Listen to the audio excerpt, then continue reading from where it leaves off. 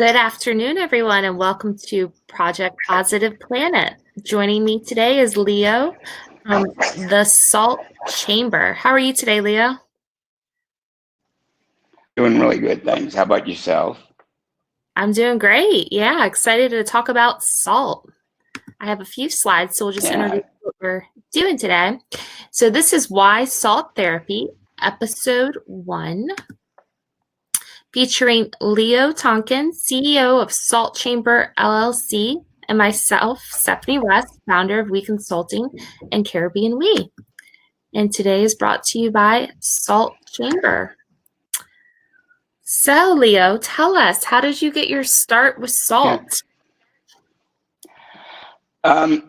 About 8 years ago, I never heard about salt therapy, and somebody introduced me to it and began to do some research. And at the time, I had a consulting company, and we kind of did a dive into the industry and realized there really wasn't an industry. At the time, there was about 12 facilities around the country offering salt therapy, and so we created a business model. And while this is often medical treatment over in Europe, where this all evolved from, here we started to penetrate the spa and wellness community. And so we began back in 2012 and 13, and that's how we started to communicate and educate and bring about awareness about this as a modality that has now grown into an entire industry. Interesting. So, what actually is salt therapy? Because Well, yeah, there's a lot of misconceptions out there. What this salt therapy is about is what is also known as halotherapy. Halo is a Greek word for salt. And it really is evolved from what was called speleotherapy, which was underground in Eastern Europe in the salt mine when they were chiseling and grinding salt. Ironically, they discovered during some of the plagues that they were up against that the people that were exposed to the salt aerosol were those that were the healthiest. And so that's where the first medical studies started to go. And it wasn't until about the 1970s that the Russians developed a piece of equipment where it could recreate those micron size air particles in the environment. And so above ground salt rooms started to grow. And when I got involved, really nobody really knew about it. People were doing certain things, and Himalayan salt lamps were popular. And we started to utilize it as a decor element. But a lot of people crossed that over and said, oh, the benefit comes from this beautiful rock and having a lot of salt in the room, or if you can heat it up.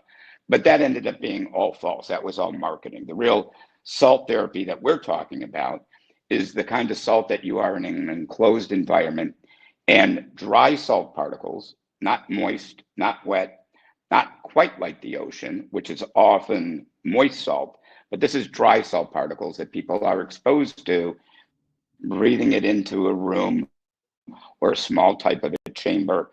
And that's really what the real efficacy of. A lot of research around it, a lot of exciting things happening around what's happening with what we're all facing right now. And so there are facilities all over the country where they are just salt therapy facilities, a lot of spas, wellness, luxury residences. A lot of people are putting salt rooms in a variety of different ways. And so this type of salt therapy is really more on the efficacy of how it impacts respiratory wellness and how these micron particles penetrate the epidermis and into the skin. and why do you think salt therapy is important at this time? Well, for years we've been positioning it as a respiratory wellness, and I think it's pivotal now just because I think there's a lot more awareness. I don't think anything's really has changed prior to this, other than that there's a lot more awareness about how respiratory pathogens impact us. And what we don't realize is that every day we're being exposed to things. It's not an accident that asthma, allergies, bronchitis, COPD, cystic fibrosis, lung cancer, if you combine all of the respiratory conditions that our planet is facing and the disease that we have from that, it really is about our respiratory system. Mm, So it's interesting to understand where that causes. I mean, there's a lot in the Western side of our world where we treat those symptoms with asthma inhalers, with medication. If you watch the evening news in prime time, it's all asthma, allergy, etc. But we're not getting at to the source of some of that issue. And we are breathing in the invisible every day. COVID is just making it a lot more aware and educated. So when you have these respiratory droplets or things in the air that we breathe in, how do you clean that out? What is that type of hygiene? And so this has been a wellness modality that's very complementary to a lot of the conditions that I just mentioned, but it's also in the spa world really created it more of an experience. So when you can create a beautiful room, you have a way for people to unplug.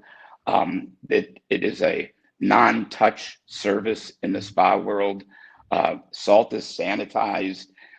So there's a lot of different things that really make a big difference for it. So a lot of ways that it's being delivered. But really, I think COVID is really making an impact in how important it is to take care of your respiratory system.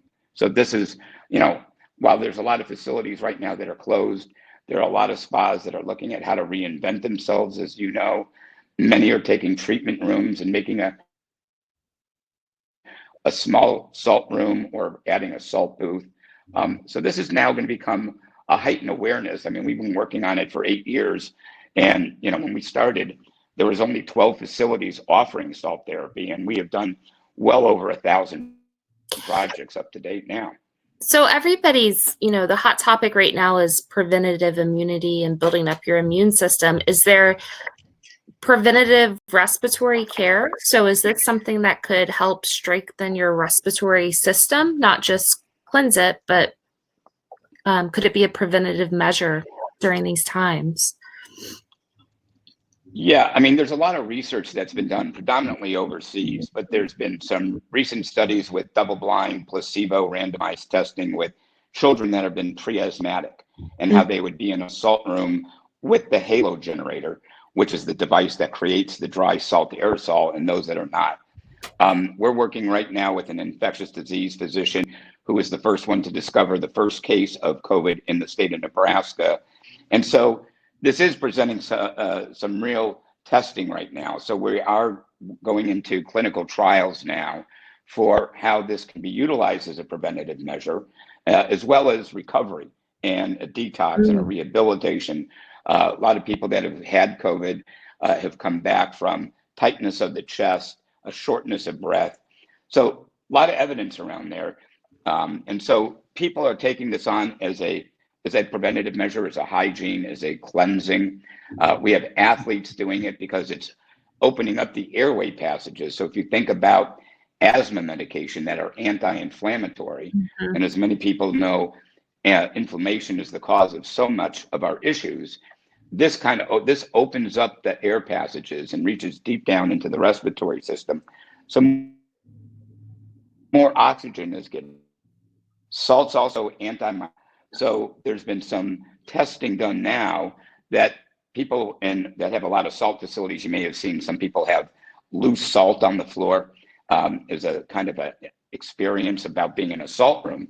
And we had a call a couple of weeks ago with about 200 facilities. And a lot of their question was, how do we clean the salt? How do you sanitize it? You can't wash it down because it'll dissolve. And recent studies that we've just now seen that are actually studying with COVID is that COVID dies within about a minute of coming into contact with salt. Say that again. What happens is, that's fascinating. So there's some really neat studies that were done up in Canada where they're actually lining surgical masks with sodium chloride. And the way these respiratory droplets work is that when it comes in contact with dry salt, it sucks out that moisture, that liquid, get rid of and dissolving. And then when it recrystallizes, that kills the virus. So there's a lot of interesting things that are happening at the scientific level. And so people are starting to look at salt therapy not as a once in a while type of a treatment in a spa, but like at a lot of the facilities, this is something that people are doing on a regular basis. And so I think that's going to So be more of the practice for people. So salt, I think, is kind of a buzzword. You've probably helped make it a buzzword over the past 10 years in your work. So how does salt inhalation therapy differ from maybe the salt rocks we see in spa services, or the salt we put in our food, or Sure. swimming in the Caribbean Sea? Or, I mean, I think there's a lot of different benefits, but what makes the salt inhalation different? Yeah, it's great. Thanks, Steph. I mean, people have known that salt has had therapeutic value for centuries. I mean, it was used as a preservative in the area. People use neti pots. I grew up and still do, gargling with salt water. Mm. There is some, vibrational component of Himalayan salt, for example, in doing salt baths or some skin treatments. But in terms of the benefit of what we talk about inhalation, it really comes from breathing in the dry salt particles. While there are wet salt particles that are moist, this is about dry salt particles because that's what makes it super absorbent. That's what, when you breathe it in, it helps with the mucus. So when I had cancer, as many people know, a few years ago, and I had a tracheotomy in me, and I had a lot of conditions around that, salt therapy really firsthand made a huge difference in how it cleans your lungs out. The decor, there's been a lot that people reach out to us, and we've done a lot of projects, Stephanie, that are just decor based. It's a beautiful, it's a beautiful natural stone, and I think it looks great. We've done relaxation rooms, we've done massage rooms, yoga rooms, restaurants, etc. But there's no claim to having any negative ions or cleaning the air. You have to, I mean, sodium chloride is a very stable compound. We used to think that if you heated it up, something would happen, but that's just not, there's no evidence of it. In fact, there's counter evidence to it in terms of, negative ions and all that. We've tried a lot to communicate that. There's an industry trade association that has done a lot of education about it, but because salt therapy still is really known to the masses, there's still some of that misconception.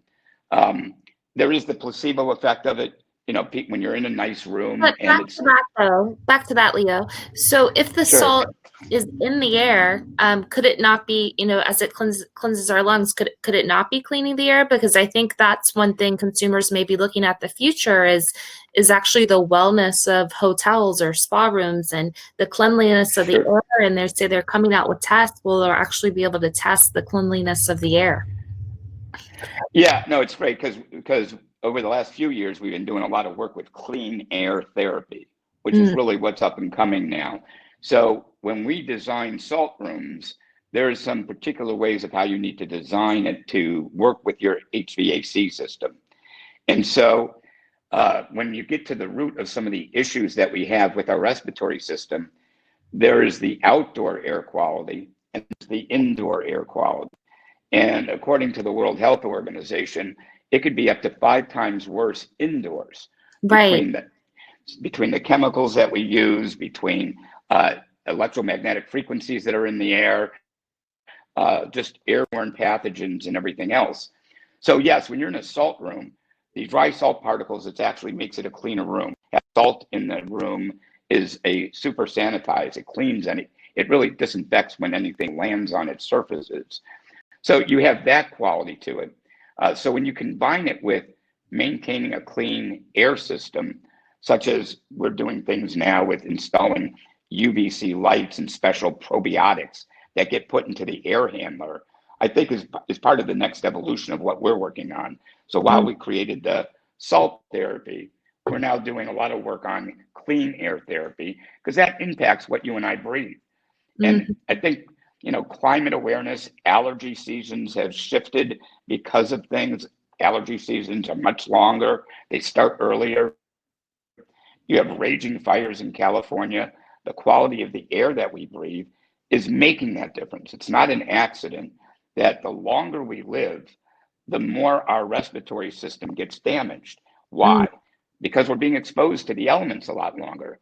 So being out in nature, being in And clean our world is environments. getting busier, not right now, but Yeah, as you know, yeah. planes speed up and we're more global, there's more stuff circulating in the air across the Sure. world. Well, Um, if people notice too, there's a lot of work that was done from satellites because everybody was in shutdown mode. The air frequently was China, in the United States, in Italy, in places where they were actually measuring air pollution because nobody was out, everybody was sheltered, and you drastically saw the impact that did to the quality of the air for people. So while that's the source of the issue that we really need to get to, how can you take care of your wellness and your respiratory health today? Use it as a proactive preventative measure, and that's what salt therapy is all about. Awesome. So not to discredit the other forms of salt, but we had a good question. So there are benefits to salt massage per se, and perhaps just having a salt wall. Are there still benefits to those forms of salt therapies? Yeah, I mean, in terms of salt on the walls, there's no evidence that does anything other than psychosomatic in terms of creating an ambiance. It doesn't clean the air. It doesn't emit any particles. It doesn't generate negative ions. So that has been, disproven. I'm not trying to badmouth anything about it. It's just those are the facts. Salt Right. therapy is an evidence-based treatment. In terms of massages and Himalayan salt scrubs and things that are used, there are benefits to Himalayan salt baths, Himalayan bath bombs, Himalayan soaps from a skin treatment perspective. Even drinking Soleil, where you concentrated salt, where you are drinking it to help your pH balance. But in terms of heating up Himalayan salt as a rock, you can't measure the negative ion increase. And so it's just not true. Right. So it'd probably be more therapeutic than actual health benefits. Kind of like Yeah, I mean, a warm stone. It's just a marketing, perhaps, technique yeah, for your yeah, place of business and a better yeah. fit. Yeah, I mean, there's been, I mean, unfortunately, there was a class action lawsuit in New York against a salt plant manufacturer making the type of claims that you're referring to. Mhm. And they had physicists and chemists and everything on board, showing all the evidence. So, you know, we love it, and we do a beautiful salt rooms with it all the time. So I'm Mm. not here to say don't do it. It's a beautiful ambiance, and I guess that's where we say utilizing that as part of the experience. You Right. know, it enhances it. I mean, we've done a lot of projects utilizing Himalayan salt, so I think it's a great material. It feels good. It looks good. It's a stone. It does resonate and have a certain vibration frequency like all natural elements do. So when you put a So lot of that in a room, it makes a difference in how it feels. I agree. So is there a difference in the Himalayan salt and the salt that's in the halotherapy? Yeah, great question. Thanks. Yeah, the salt that you put in let's say a salt effects halo generator is pure grade sodium chloride, not Dead Sea salt or Himalayan salt. So is that Um, man-made? Well, it's not man-made. People may think it is when you hear the word pharmaceutical or medical grade, but it's salt that comes from the earth, comes from the oceans, comes from salt lakes. It gets purified, so it's 99.99% sodium chloride. Mm. And this is what they make saline solutions on. This is what, if you go to the hospital and you need an IV drip, this is, what is utilized to hydrate. So likewise, the sodium that we're breathing in is pure grade sodium chloride. That's the type that the Himalayan salt is a great salt to eat, and the Right. digestive tract is very different than the respiratory tract. There are some minerals and elements that are in these other salts, but when you get them ground up into a 1 micron size, which your hair is about 50 microns in diameter. So Mm. 1 micron is so small. That's what Leo, into the penetrate the, that's where the magic comes. Oh, you froze a little for I hear me. you. Okay, so you're saying 1 micron, you're able to inhale that more Yeah, easily. I mean, Yeah, and well, but even with the Himalayan salt, there are some of the minerals and elements that if you were to inhale it, some of the minerals and elements are not water soluble, so they Mm. will remain as sediments into your lung system. So that's why we use pure grade sodium chloride. That's what's been used in the clinical studies, and that's what you need to do in order to, as we move forward, getting this all approved more as a medical treatment for people. And what about the Dead Sea salt? I mean, Dead Sea salt is a great salt to utilize in spa and beauty and home use, but that has a higher oil content and contaminants, so it's not really something that you would be breathing in. There are Mm. facilities that utilize it as a decor element, but the only salt that all of even our competition around the world that manufacture equipment and with the Salt Therapy Association, the only salt that you use is the pure sodium chloride for inhalation. Okay. So can this be added to Terry has a great question. Can this be added to HVAC systems? Have you looked into this? Yeah, I mean, right now it can't be introduced through an HVAC system. It really is a direct feed into the room itself, or like our salt sits right on top of it because these salt particles are so small, they really don't travel through pipes well. You Mm. do have to manage your HVAC so that salt doesn't get into it because that's often where you have humidity, and that's where salt can become corrosive. I learned So that the we have, hard way in the Caribbean with a yeah. 30-room spa and 45 air conditioners. Yeah. Yeah. So salt rooms do have to be engineered. I mean, we've Mhm. had some Vichy rooms that we have converted. We have some spas that wanted to change out certain rooms and put salt rooms near the wet areas. So you have to be careful about managing the location and how to engineer the room. So you have a not only an effective salt room, but you don't get corrosiveness because salt can be corrosive. But right now, you can't pipe it in through your HVAC system. Okay. Do you think that we could give Terry credit for that in the future? Is it something Yeah, we're yeah, looking no, yeah. into? Well, Should she go patent well, that right now? right. We'll give Terry the credit for that one. But what you Yeah. can do, what we do have is some probiotic solutions that get emitted Mhm. through the HVAC system. So when you look at pumping other elements to clean out the mold, to get rid of the bad bacteria, but keep some of the good bacteria, there's some things that we can share with people later on about how you can put probiotics through your HVAC system. Interesting. Interesting. I've only known Yeah. probiotics from the oral solution. So Kimberly Acker, who's in beautiful Anguilla, I'm so jealous right now. She's relaunching the spa at Right. Belmont. They're actually building a new facility. She has a great question. She went to your website, I imagine saltchamber.com, and there is a salt bed. Can you explain the benefits of this salt bed? Yeah. So back in let's see, 2000, where are we now? I don't even remember. It's been 2013. We introduced the first salt bed, and Mm. this was where we actually had a halo generator attached to a chamber that you lie down in, and you receive the treatment as well as your skin having the treatment.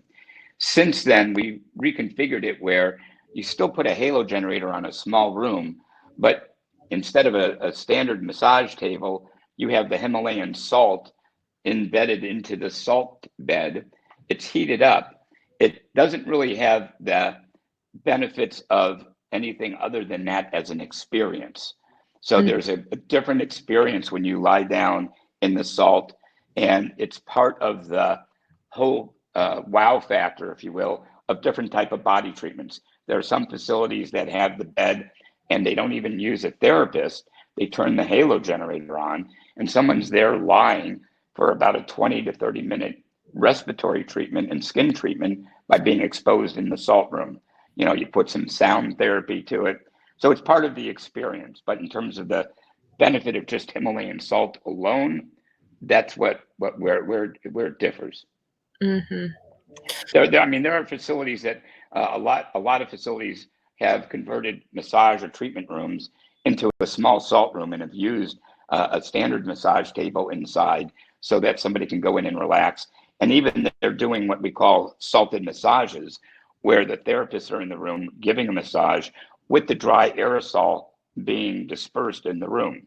You can't overdose from it, so the therapist can be exposed, for a few hours on a daily basis. Keep in mind, the salt miners were underground hours every day, day after day. And so, you really don't have that effect with it.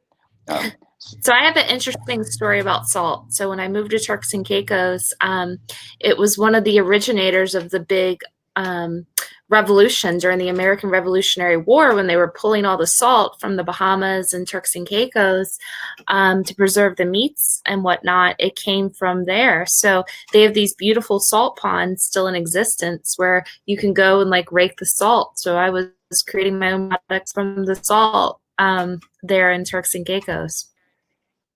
So I did quite a bit of research on salt. Have a big passion for it as well. Leo, you froze. Yeah. Oh, you're back. What did you say? Okay. No, I said I'd love to. I mean, there's the big salt flat Bolivia and places all around that have some beautiful salt destinations, like in Waliska, Poland. In fact, we were supposed to be there this week, where the birth of salt therapy really came from last year. We had a symposium there, and it's always right at the beginning of May. So right now marks we had to cancel that event, obviously. But there's some great places all over, and the Caribbean salt gets imported here, as you know, right here to South Florida all the time. Yeah. And there's a lot of salt scrubs being made with it, and a lot of cool products. Awesome. So Kimberly had a follow-up question. Can you lay directly on that salt, and are you having to change it per client, or how does that work, since that we know it's micro? Yeah, we know that it's antimicrobial and antibacterial. In terms of direct laying on salt, specifically like the grain salt, typically there is a thin sheet that people are laying on. It's more from the perception and experience of the customer. Is salt antibacterial? Yes, but when you lay on it, if you were you didn't have your clothes on, the grains kind of mark you up, and you actually will stick to you. And even though like going to the beach, yeah, like going to the beach. So with that being said, a lot of salt rooms have salt on the floor that people are doing yoga, or in the children's salt room, the children are actually playing with the salt like it's a sandbox. And now with COVID going on, obviously there's not going to be that much of open salt rooms that have strangers in them, or people, being with smart distancing and all.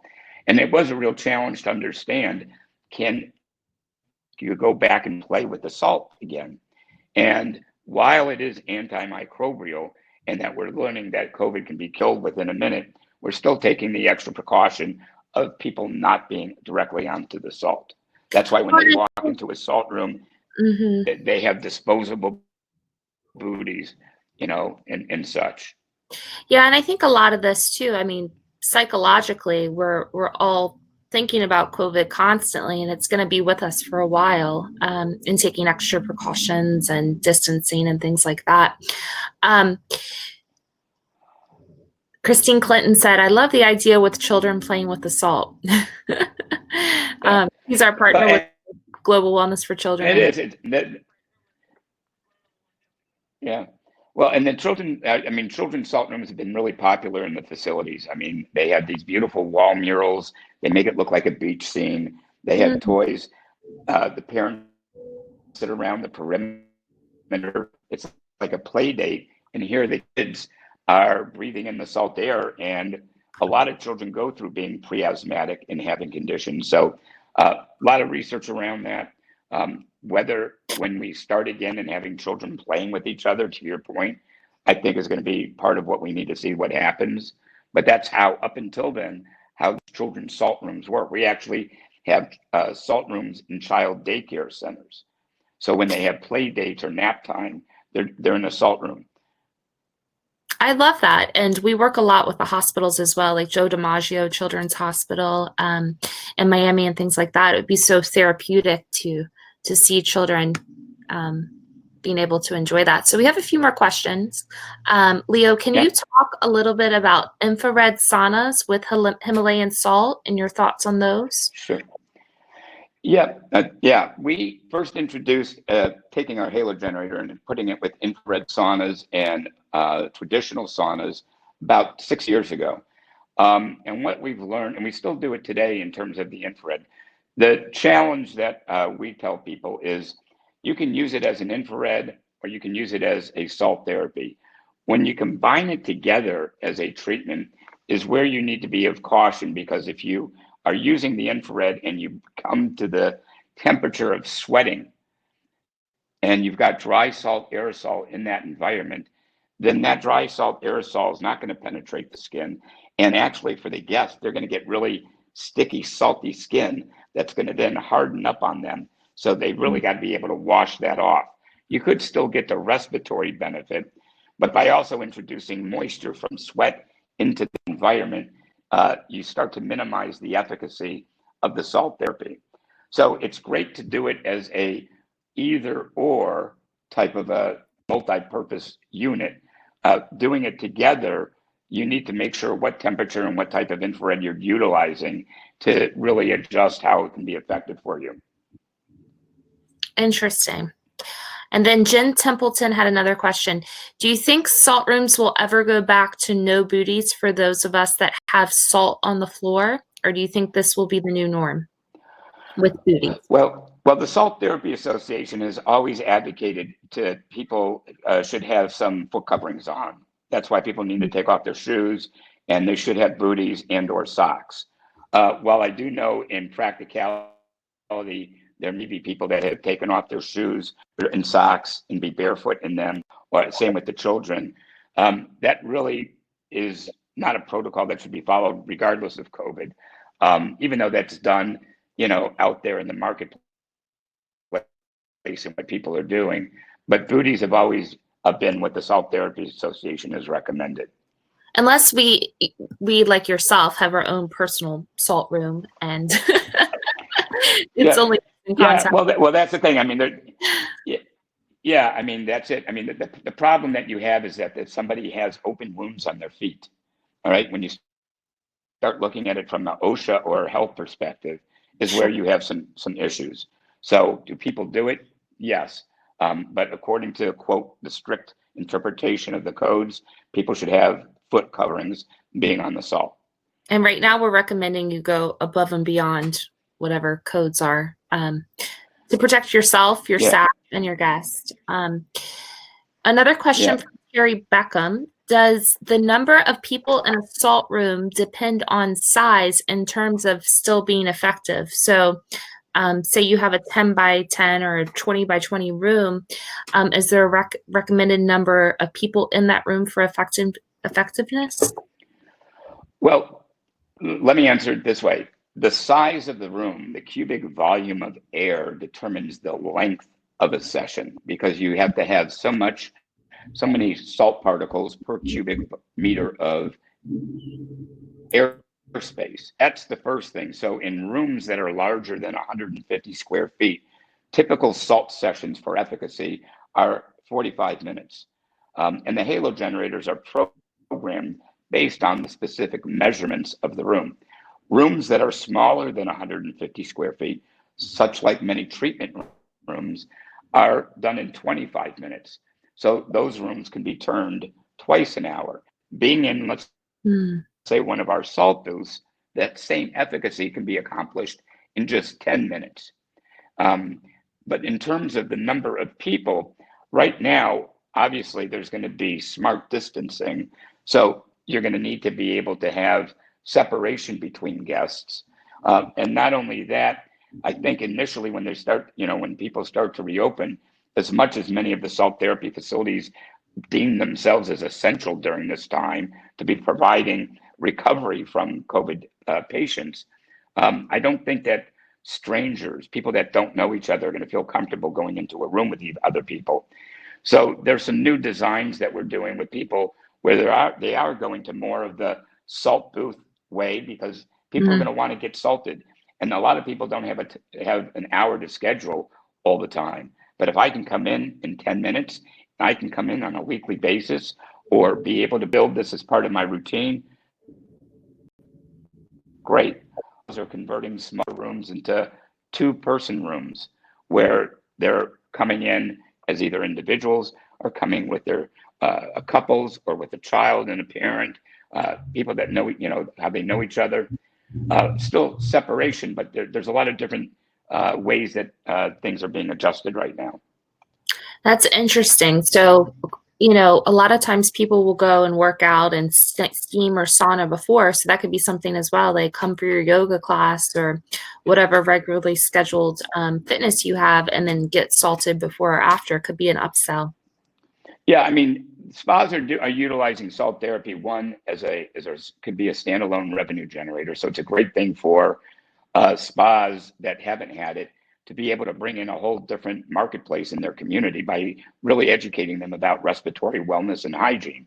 So you're going to be able to pull in people that may not have been coming to your spas, and it's very minimal consumables. It costs pennies and salt a session. And so you do want to get people to come in and frequently and buy packages or memberships is a lot of the model. There are a lot of spas that are putting this in as an amenity, as part of what they provide. And we've done a lot of projects like that. There's a lot of concierge and residential communities that are adding, country clubs are adding. Well, we're even doing it in assisted living facilities. Well, I would think even in a high-end resort or community, as we all start to try to figure out our marketing plans and our story and how we attract businesses, we've added this in as a benefit to your health and your care and your wellness because we care about you. I mean, that would be great. Brand. Yeah, especially when people come back, start traveling again. I mean, being able to, after you be in an airplane with the air that's in the airplane and coming to a new environment where often the atmosphere, the grounds, the allergies, the different trees and grass and the types of places that you are traveling to or from can affect your respiratory. So being able to offer somebody that in your spa when you first arrive and throughout your stay is a way that a lot of places are utilizing it. Interesting. So, and if you were a spa coordinator or manager, what would you recommend to someone? Like how many minutes, how often, what would be the ideal recommendation for someone to get salted? Well, it's sort of almost a trick question. It's like, how often do you want to work out? How often do you want to do yoga? And there are protocols that have been established over in Europe, but to diagnose and prescribe by inquiring what somebody might have in terms of allergies, and then suggesting they come in 2 or 3 times a week for the next 3 weeks is really prescribing. And unless you're a licensed medical professional, you can't do that. So the way that a lot of the facilities are doing that is really how it's impacting you. You will feel a bit of a difference even after the first session. We have people that are doing salt therapy on a daily basis. We do a lot of personal homes, kids and adults that have cystic fibrosis, that their whole life is about being 6 feet apart, can't go to a public salt facility. So they're doing salt therapy on a daily basis. Right here in our showroom here in Florida, many of us are doing it on a regular daily basis. But from a hygiene perspective, you have people that are doing this on a weekly basis. And they're also doing it, let's say when they're doing it with yoga. We have dozens and dozens of facilities out there that have a halo generator attached to their yoga room. So while they're doing their Ayurvedic breathing or different styles of yoga, you have this added benefit, just like there's hot yoga, there's salt yoga. And so you can't overdose. We have athletes, like I said, are doing it pre-workout, post-workout. Oh, it's got to be amazing for them and reconditioning them, building their. Yeah. I mean, we're actually doing salt therapy for racehorses. They're tremendous athletes, and their performance and endurance is incredible. So we're building stalls that are salt rooms as well as trailers. Very cool. So I guess there's Yeah, still some confusion about the size and the duration of the room. So sure. you recommend for a salt chamber less time because the salt air quality is more concentrated versus if you were in a huge room. Yeah, the time it takes to fill up a larger room of salt is more of a time of air. When you look at, what is the room dimensions of a room and how long it's going to take to create the right amount of micron-sized particles per cubic meter of space, that's where that sort of formula comes from. So over 150 square foot room, okay, 45-minute sessions. For rooms that are 150 square feet, which your typical treatment rooms may be 10 by 12, 12 by 12 or whatnot, those can be 25 minutes. In Mm, our salt booth, which is more of an individual, where it's only about a 3 foot by 3 foot kind of a cabin and booth to sit in, that's about a 10-minute treatment. You could extend it longer because you could adjust the concentration. So if you had a smaller room, but you wanted to create a 50-minute treatment, or what, is an example, you can adjust the concentration to allow for that more time. You just can't do it in a shorter period of time. hmm Makes sense. And if you were to recommend, if someone's coming in for a massage or facial, would they salt before, after? Does it matter? People, facials and skin treatments are great to do prior to a salt room, because when you remove the dead skin cells and have clean skin, your pores are more open, more susceptible to receive the salt going into it. So many people in spas, what they do is they create packages.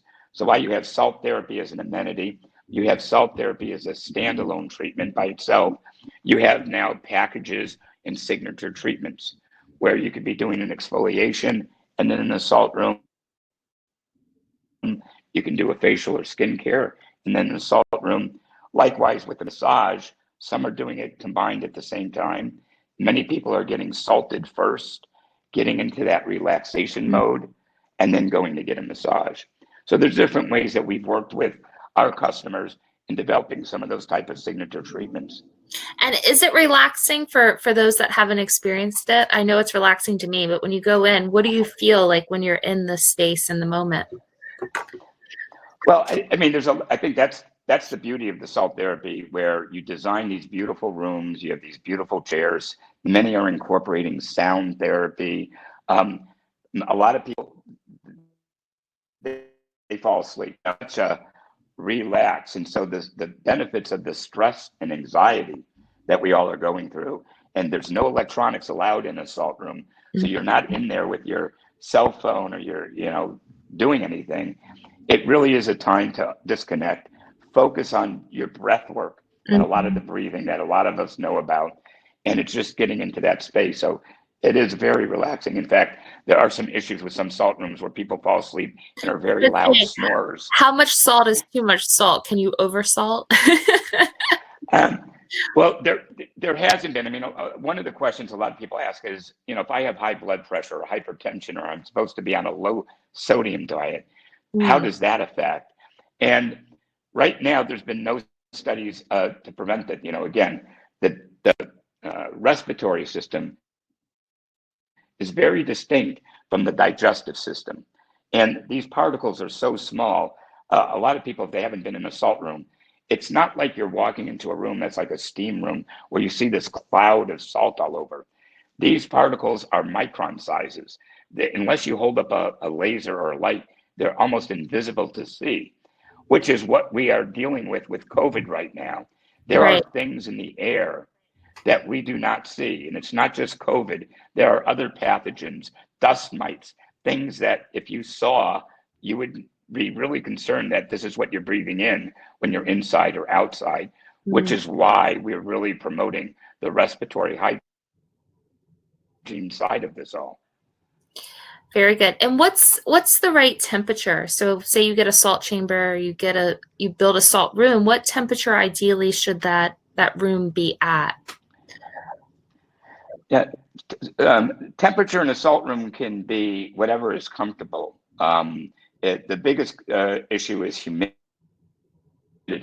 So humidity is what you want to control, and you don't want humidity to be over 40% inside of a salt room. But in terms of temperature, it really depends on your HVAC system and what you want to make as comfortable. Some salt rooms have made them cooler. Obviously, there's no actual benefit. Some people may have seen pictures of salt rooms where people have blankets on, but if you don't expose your skin, you're not going to get the skin benefit, which is why a lot of spas like the salt booth or like doing a small treatment room conversion, because then people will feel comfortable to disrobe, because if people have eczema and rosacea or psoriasis, with that, this has tremendous benefit in reducing the inflammation when it's exposed. Oh, I didn't think about that. I know when I was little, they would say, we're going to throw you in the river, throw you in the ocean. Salt will cure anything. So right. It's got to be great for the skin as well. Now, are people adding essential oil? Can that be done in the salt room? The thing you have to be careful with, if you put essential oils or aromatherapy into the air, that can be problematic only if you have people coming into the room and they were allergic, and the smells are lingering on. If it's essential oil for a massage, that's different. What a lot of facilities do is they'll do a treatment with, they have the halo generator on, and for the first 15 minutes, the guest is by themselves, just breathing and relaxing. Then the therapist comes in and provides, let's say, a massage, and then the halo generator goes off, and then they can start utilizing lotions and oils like they normally would. Because if it was utilizing that with the salt aerosol, the salt would just get stuck with the oil on the person's body. It wouldn't feel that great. Yeah.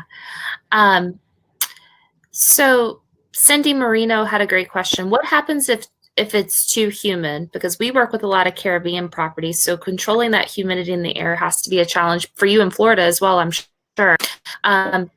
Does it change what you're breathing in? Does it break it down, or what's the reason of managing the humidity?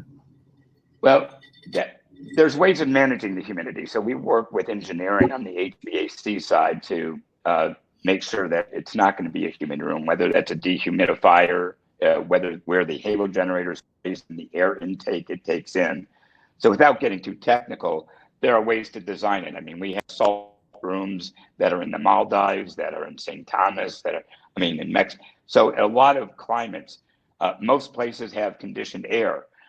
We're doing a couple projects now that we're building outdoor structures, let's say in Costa Rica, where it's not part of the main facility, and we have designed the right air system, the HVAC system, to maintain temperature and humidity, so it's effective for the salt therapy. So depending on what their condition, their certain HVAC makeup is, we could look at it and kind of engineer the solution for them. And the reason why is that when the salt is wet, it's not as effective. Yeah, that's why the drier the salt, that's why often next to the halo generator where you are replenishing the salt that you're utilizing, we recommend putting it, let's say, in a crock pot and leaving it on warm, because this salt is so pure. If anybody that knows that if you leave salt out, it starts to get hard. That's why restaurants put rice in their salt containers, or how it becomes more, so salt is so absorbent we just did that in the country. You don't want it to crust up. Okay, I gotcha. Yeah. So that's why if you had humidity in the room, it's going to absorb, and that particle is going to lose its ability to be absorbing and killing the bacteria and the virus. So you need to have dry salt, which is very distinct from moist or wet salt. Interesting. Okay. So we're kind of passing through our questions. I have one personal question, because I think the biggest focus right now for hoteliers, spa and wellness professionals is how we're going to restart, what we're going to restart with. So for existing businesses, what would be a couple solutions for them to bring in salt therapy to their business? Because we've just learned of all these wonderful ways that can help their clients. Yeah, there's really a couple ways of adding or converting existing rooms or spaces. The simplest is utilizing a salt booth. These are devices that can fit in a very small footprint. Many spas put it in an existing treatment room or an existing space with another chair there, and people, the guests come in, they sit in a salt booth for 10, 15 minutes. They can expose their skin. You don't have to do any modifications to your HVAC for that particular room. You could put up some decor panels and salt, and you could be in business right away with that. If you were converting a room, we have to evaluate the type of ceiling you have, because if you have drop-down ceiling, the salt aerosol could escape and cause corrosion. So we'd have to take a look at that, as well as there's a couple things that would need to be done to the actual air vents that are in that room. But that sounds pretty But easy you from could, what I know on the development side. yeah, Just, and yeah, I'm sure it's you've done very it. simple. I mean, Yeah. drywall. I mean, we do it all the time. And so depending on the room, a lot of facilities have multiple treatment rooms, and they are being concerned about utilization and capacity right now and reopening. Absolutely. So to easily put in a salt booth, plugs into a standard outlet, uses very low power. Maintenance on it is maybe 5 minutes during the whole day. And your consumables are minutes. And then the ROI on it, for those that are using it as a revenue generator, right now, the average salt session in the United States ranges from $45 down to about $15 a session. So for $25 on average, if a facility had That's a what you're salt charging. 40. You're yeah, charging 45. Okay. we're not, the facility would be charging Sure. that, right? Right. So if they, And the let's say, cost are per averaging, treatment? I'm sorry, And what's the cost per treatment? about a nickel. Oh, wow. Okay. So we can talk to Okay. our controllers and our GMs about that all day, or spa owners. Right. Well, I mean, keep in mind, this is, you're not touching anybody. You're not utilizing any labor. Mhm. Your consumables are low, the benefits to the customer. And when you look at the ROI, if you did one person an hour in an 8-hour day, that's $200 for the day times 30 days. That's $6,000 a month in additional revenue. And If I you bet only you did, almost paid off your chamber. yeah, exactly. Well, it is. And that's what a Yeah. lot of people are doing. So it's Right. just a matter of the education and the ramp up. I mean, even if you did 4 people a day, you're still bringing in $3,000 a month in revenue. So from a CapEx perspective that people are looking at, you do have to look at the whole picture right now. Doing a salt room is probably a small salt room. You could do it all with probably $10,000 or less. Same thing with the salt booths. So that's part of that equation. Other people are looking at other parts of their facilities where you can take a salt booth and put it into an empty area. You don't need to put it into an existing room. Some have put them into relaxation rooms. Some have even put them in lobbies. That's what I was thinking. Now could be the new normal. Get off the plane, go in for your salt treatment while they get your room ready. If Yep. you arrived early, could be a nice welcome Yep. amenity with your Yep. sanitation towel. Very good. Yep. So we just have a couple minutes left. So you want to recap, Leo, just for everyone? We had a couple people jump on late. Why do you Sure. love salt, and what do you think are the health benefits? Well, I think salt is something that people are familiar with. So there's not a big curve for people to understand that there's some therapeutic value to it. I do think there's an education about people understanding what dry salt therapy is all about and how the benefits of it being anti-inflammatory, antimicrobial, and antiviral, as well as being super absorbent to be able to pull out the toxicities that we have. So the wellness matters. Hygiene matters. COVID-19 right now has really put a spotlight on our respiratory wellness. So this modality can be offered in so many different ways and has such a far reach to so many people, from young and old and everybody in between. So I think that, for 8 years now, we've been really pioneering, educating, and bringing awareness. And we're seeing that growth spurt starting to happen in all across different channels, from the entrepreneurial startups to the local day spas to the higher end resort and destination, to destination tourism with wellness, to residential communities. So it has a far-reaching impact, and it's been around for a few decades, but just here in the States, maybe about the last 10 years when we started. And I just think it's real easy for people, and it's an enjoyable experience, and it works. And so it all lines up. It's just a matter of people really understanding the mechanics behind it. And the Salt Therapy Association is a great resource. They have trainings. They have all types of pre-printed materials to help educate. I know at Salt Chamber, we do staff trainings. And if anybody's online and they want us to participate in any of their meetings and talk about this or help present it, we have all types of presentations and can help really walk through both from an installation perspective and an operational side as well. And I think it'd be a nice welcome back too if it sounds like you have some existing clients on this webinar to say to your staff, hey, we know you've been through a hard time. Please come in and get salted and feel good and help your respiratory system before we all start to get back to work. Yeah, and that's what a lot of our salt therapy facilities are trying to do. In fact, many of them are going to be offering free salt sessions for all first responders and healthcare providers, and really starting to look at offering sessions for just people to come into the community, to come to their facilities. So there's a lot of groundswell going on right now, and I think it's a real pivotal time. And I think if people aren't doing salt now in their facilities, they soon will be. Wonderful. Well, if we don't have any other questions, I thank you, Leo. I have learned so much.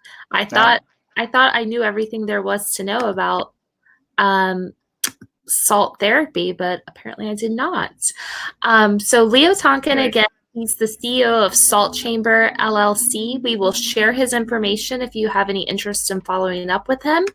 The company is Salt Chamber, and this is a Project Positive Planet webinar, and it's a collaboration with 3 other great organizations if you would like to check those out, which are wellworld.tv, sharing fun and educational content around wellness, We Consulting and Caribbean We, as well as Papilia.